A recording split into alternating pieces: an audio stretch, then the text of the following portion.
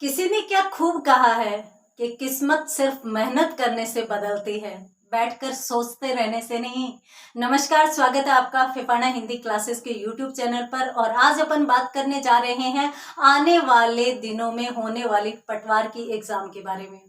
आज मैं कुछ ऐसे डेटा आपके लिए लेकर आई हूँ जो आपकी एग्जाम में बड़ी ही सहायता करने वाला है। हाँ, आपके थोड़े से प्रश्न होंगे जो भी मैं पहले ही क्लियर कर देती हूँ। आज की जो क्लास होगी वो इसलिए होगी क्योंकि आप एग्जाम देने वाले हैं।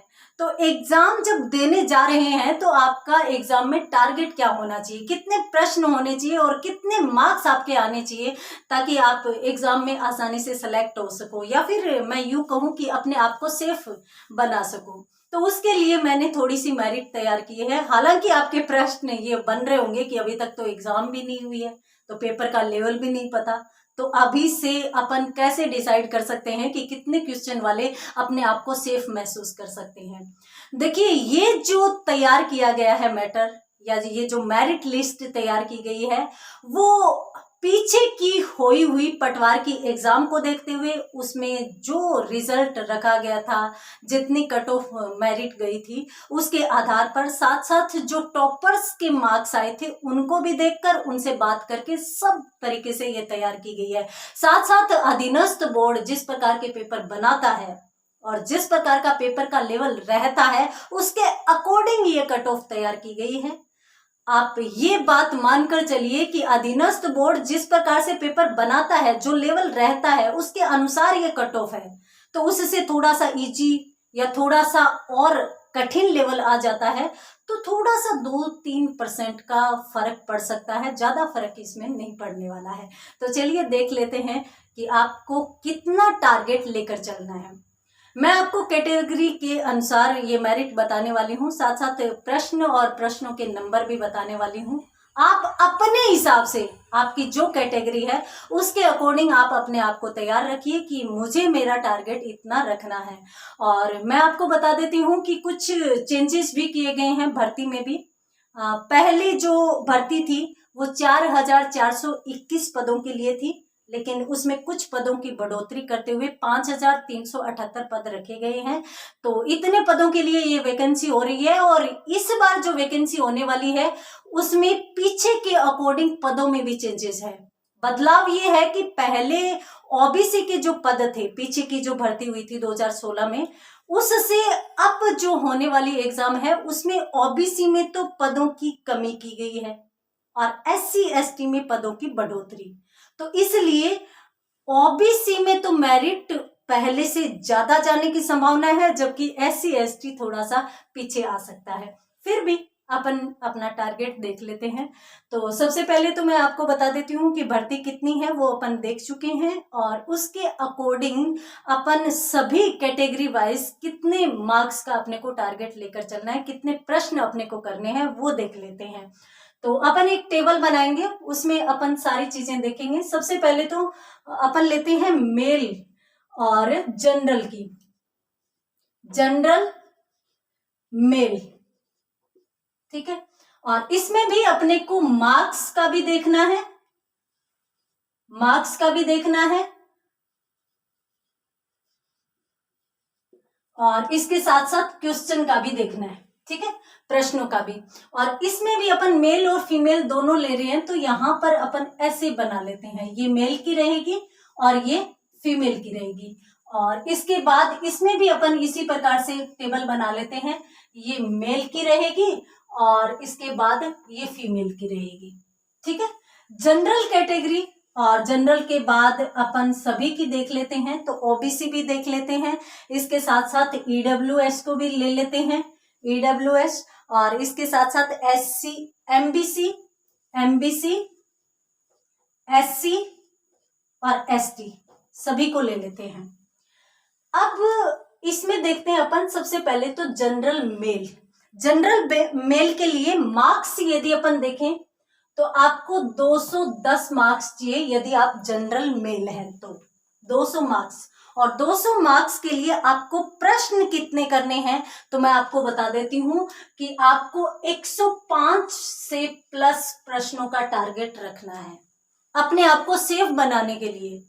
ये मैंने अधिकतम अंक लिए हैं। अब आप सोच रहे होंगे इतनी तो नहीं जाएगी, नहीं जाए, आपको कोई मतलब नहीं है। आपको ऊंचा टारगेट रखना है। ऊंचे टारगेट में यदि कम मेरिट जाती है कोई प्रॉब्लम नहीं है, परंतु यदि अपनों ने टारगेट ही कम ले लिया और मेरिट हाई चली गई, फिर तो वहां पर प्रॉब्लम आ सकती है। तो अपने टारगेट लेकर चलना है। आप पेपर में बैठ रहे हो तो आपको यूं सोचकर बैठना है कि मुझे 105 प्लस या 105 तो कम से कम बिल्कुल सही क्वेश्चन करने ही करने हैं। ठीक है। और यहाँ पे मैं आपको बता देती हूँ कि 300 मार्क्स का, 300 नंबरों का और 150 प्रश्नों का आपका पेपर होने वाला है, जिसमें लगभग सारे सब्जेक्ट्स आने वाले हैं। मैथ, रीजनिंग, हिंदी सिलेबस आपने देख लिया होगा क्योंकि आप पेपर देने जा रहे हैं। ठीक है। ये तो हो गए किसके मार्क्स हो गए, और ये हो गए प्रश्न, यानी 105 से प्लस आपको प्रश्न करना है। ओबीसी और जनरल में कभी ज्यादा अंतर नहीं रहता, ये आपको मैं पहले ही बता देती हूँ। तो ओबीसी में भी आपको उतना ही टारगेट लेना है, और इस बार सीटें भी कम है तो आपको वही टारगेट रखना है, 105 प्लस प्रश्नों का और 210 नंबर का। और जहां पे जिन जिन कोचिंग सेंटर की जो क्वेश्चन सीरीज चल रही है उनसे भी मैंने विश्लेषण किया है, तो उनके आधार पर भी मैंने यही देखा है कि भाई इतनी से कम तो मेरिट आएगी तो थोड़ा बहुत फर्क पड़ेगा, परंतु आप यदि इतने का टारगेट ले लेते हो तो आप बिल्कुल सेफ हो।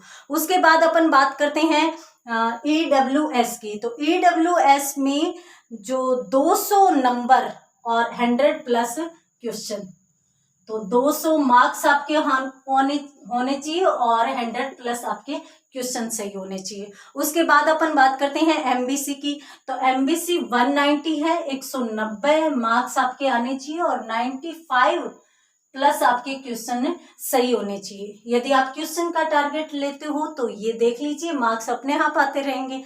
और उसके बाद एससी की बात करें तो एससी में 175 से 180 तक का टारगेट माना जा रहा है, और जिसमें आपके क्वेश्चन जाएंगे 88 से 90 आपके क्वेश्चन जाने की संभावना है।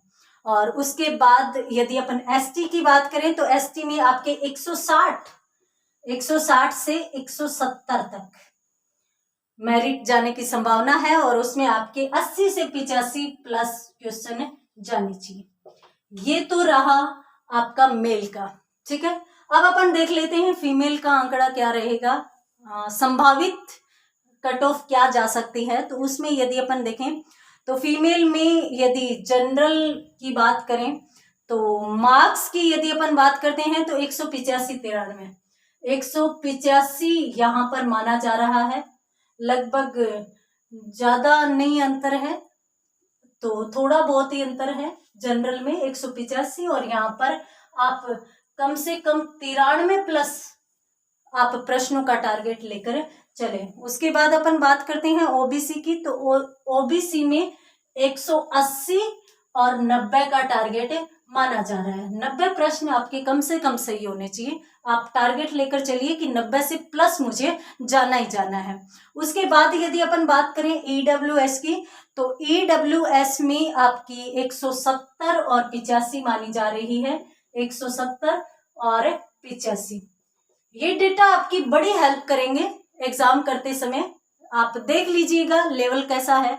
यदि आप बहुत अच्छे हैं जा रहे हैं तो आप कहीं भी रिस्क नहीं लेंगे, और यदि आपके बहुत ज्यादा यूं है कि लग रहा है कि मुझे कुछ आ ही नहीं रहा है, मैं बहुत पीछे रह रहा हूं, तो आप थोड़ा सा रिस्क उठाएंगे। जहां पे होता है ना कभी कभार प्रश्न में दो जो ऑप्शन होते हैं उनमें आप कंफ्यूज होते हो, अगर चारों ही देखे हुए नहीं है तब तो उस प्रश्न को छोड़ना है, परंतु यदि दो ऑप्शन में आप कंफ्यूजन में हैं तो फिर वहां पर आप एक का चयन करके थोड़ा सा रिस्क जरूर उठाएंगे। क्यों? क्योंकि वहां पर ये तो एक तो आपके नहीं आने का कारण ये हो सकता है कि पेपर का लेवल हाई हो, दूसरा ये भी हो सकता है कि आपका पढ़ा हुआ नहीं आ रहा हो, तो वहां पर थोड़ी सी रिस्क भी लेनी होगी। तो उसके बाद अपन बात करते हैं एमबीसी फीमेल की। तो एमबीसी की 160-80 बताई जा रही है, 160-80 प्लस ये बताई जा रही है। उसके बाद अपन बात करते हैं एससी की। एससी फीमेल में 145-73 बताई जा रही है, 73 बताई जा रही है। तो उसके बाद अपन बात करते हैं एसटी की। तो एसटी में 155-78 बताई जा रही है, 155-78 प्लस। अब आप ऐसे कीजिए, आप देखिए कि हम कहाँ हैं, आप मेल हैं या फीमेल हैं, और उसके बाद भी आप कौन सी कैटेगरी में आते हैं। मान लीजिए आप एससी कैटेगरी में हैं, तो आप इस टारगेट को लेकर चलिए, इस टारगेट को। यदि मेल है तो ये हो जाएगा, फीमेल है तो ये हो जाएगा। ठीक है, तो इस प्रकार से ये मार्क्स हो जाएंगे, ये आपके क्वेश्चन हो जाएंगे। इतना तो कम से कम टारगेट आपको पटवार के एग्जाम के लिए रखना ही पड़ेगा। क्यों रखना पड़ेगा? क्योंकि पटवार की एग्जाम में भी कंपटीशन हाई रहता है। तो ये टारगेट आप यदि स्क्रीनशॉट लेना चाहते हैं तो स्क्रीनशॉट ले लीजिए। इसके साथ कुछ महत्वपूर्ण बातें जो एग्जाम से संबंधित मानी जा सकती हैं। एक तो ये कोशिश करनी है कि नेगेटिव मार्किंग से बचना है।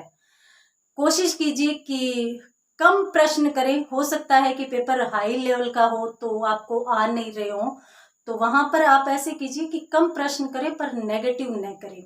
दूसरी बात, एक कोशिश ये कीजिए, कभी कभार बच्चे विद्यार्थी जो है वो ओवर कॉन्फिडेंस में आ जाते हैं, और कभी कभार यूं हो जाता है कि जल्दीबाजी भी करते हैं, तो उस वजह से प्रश्न को ढंग से नहीं पढ़ते।